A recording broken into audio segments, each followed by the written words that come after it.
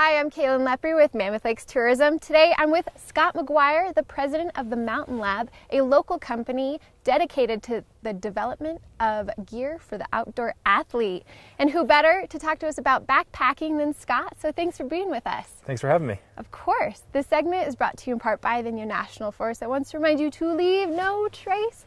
You've heard me say it before. If you pack it in, please pack it out. Everything you pack in, we'd like for you to pack on out with you, all your trash and everything.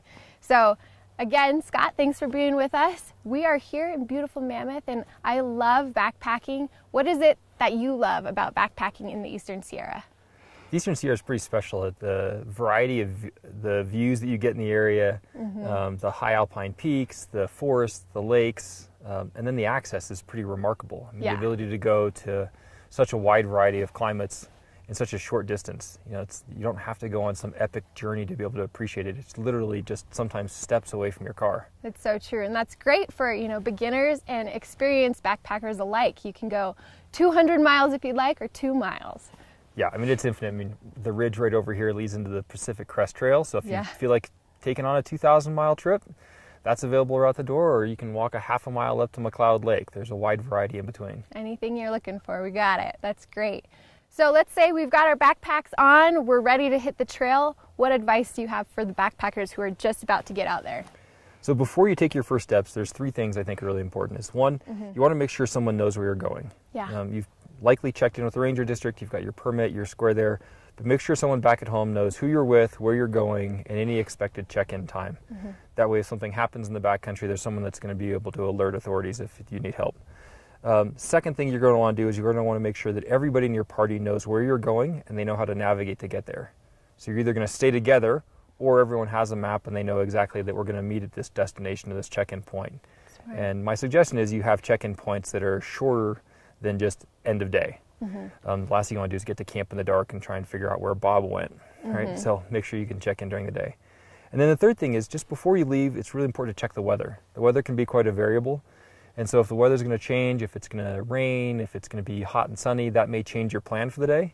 And so as a group, be able to talk about that before you're committed to walking down the trail. Great points.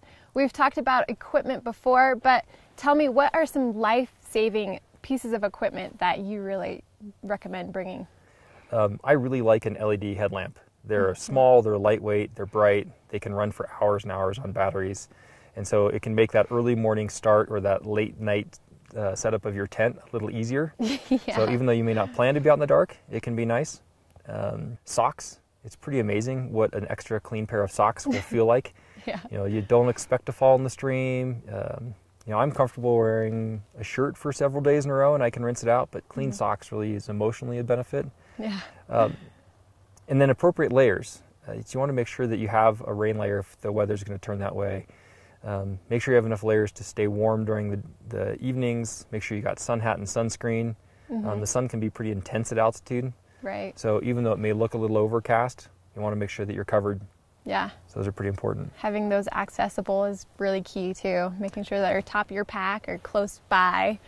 So you mentioned earlier about the pack it in, pack it out. And one thing I found is that, and it'll take some time for a lot of people, but being organized in your gear is really important. So when you stop for a break, pull out just what you need and put it right back. Actually having your pack dialed and tight is pretty important for not leaving something behind. Exactly. I think most people don't plan through. They don't plan on leaving trash behind. I think it's just when you're really organized, it makes it that much easier to keep track of where everything is. So as far as, safety gear, what do you recommend bringing? You're going on a basic first aid kit and make sure you know how to use it. And your first aid kit will have things like moleskin, which will help with blisters. Hopefully you've broken your boots in, but you may still get blisters. You're going to want basic bandaging in case something happens to someone and know how to use it. I personally really like everyone to have a whistle. Cell phones don't work in the backcountry, so you can't text your friend, "Where are you?"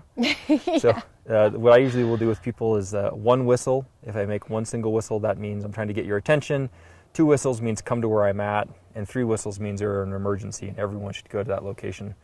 And whistles on a trail are really easy to cover distance. Map and compass is pretty important. A lot of people use a GPS to navigate, but there's something about having a physical piece of paper and a compass and knowing how to use it.